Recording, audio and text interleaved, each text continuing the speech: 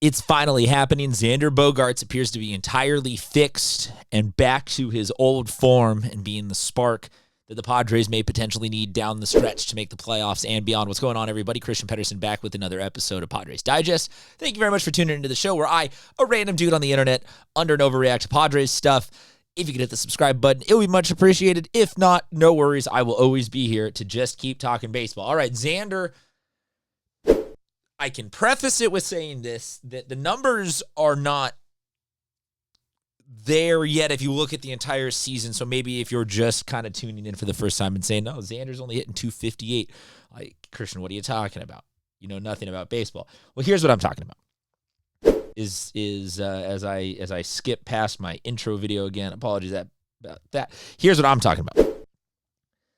His last 11 games, Xander Bogaerts, the vibes, immaculate. The hitting, fantastic. He is actually back to being a guy that you want to have locked down for 8 years, $280 million.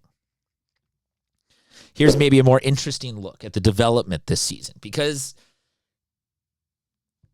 he started out okay, but then absolutely cratered in April and May. June, though, catching fire. Now, last 11 games may not project out beyond the next 11 games. And I'm not saying that Xander's going to be hitting 370 by the end of the season. I get that this is not a linear progression.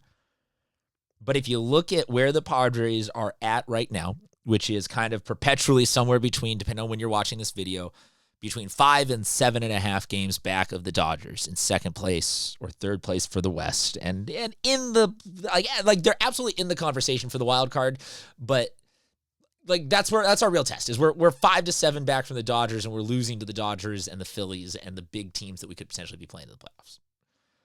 The Padres need something to happen.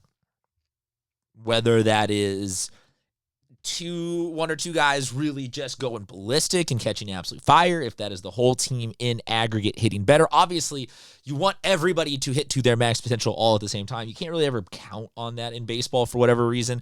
It just doesn't seem to be the way that the sport works. It's a long enough season. It's a big enough grind that everyone kind of has their ebbs and flows. But right now, I'll show you the breakdown of how this is everybody hitting above 250 on the team.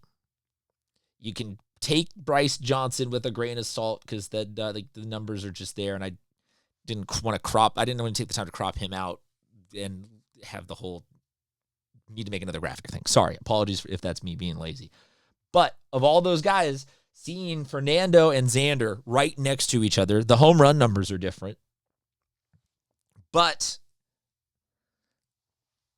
if we perceptually have Nando's our savior, our guy, our dude, but he's hitting at the clip that Xander Bogaerts is also doing, that means that they're both struggling. That means that they're both down. But right now, somebody has to emerge as the savior of the team. And if that's going to be Xander climbing those ranks and ending up as our second or third best hitter, if Manny, Merrill, Arraez, and Xander are all hitting above 275. That's not like you'll take that. I would take that 8 out of maybe even 9 out of 10 times. You guys can drop a comment below. Let me know what you think. Maybe I'm completely just absolutely misreading this stretch that Xander is having.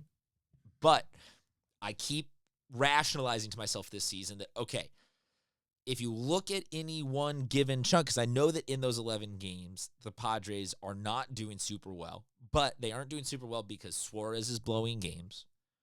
And if you change the 5 and 6 in those 11 games that Xander's been hitting well to 8 and 3, we would all be standing here being like, Xander's hitting better and we're winning, baby. And so to me, forces that are beyond Xander's control of the bullpen's going to blow games, but he's keeping them in game. That will probably get fixed sooner than Xander will regress with his hitting. Or I would hope that can get fixed quicker, because that should just be switch Morejon or this one thing or do this one thing. And Xander is a larger sample size than will take over the next 30, 40, 60, whatever games. He ebbs upwards to get himself to that point of hitting 275 from where he's at right now, I think is where you wind up then really talking about, like, okay, he was the spark that saved the season. And I'm not ready to go there entirely, but it is finally happening that these numbers are up big from his previous numbers and appear to be because not of fluke baseball. Like, this is not him squeaking out little hits with the tip of his bat and Texas League. Like, he's hitting well. He's starting to really hit the ball well. What is causing this? I don't know. Other than baseball is weird, and sometimes stuff ebbs and flows, and sometimes you just something random happens. Maybe it's this. Maybe it's Xander feeling crazy national pride for the Dutch team. I have it on good authority also that Xander is working with some new hitting coaches outside of the Padres, just some people to get his head right. So, I don't know. All in all, it seems like whatever the solution is out there, and I want to hear from you guys what you think is going on, or what you think maybe Xander tweaks.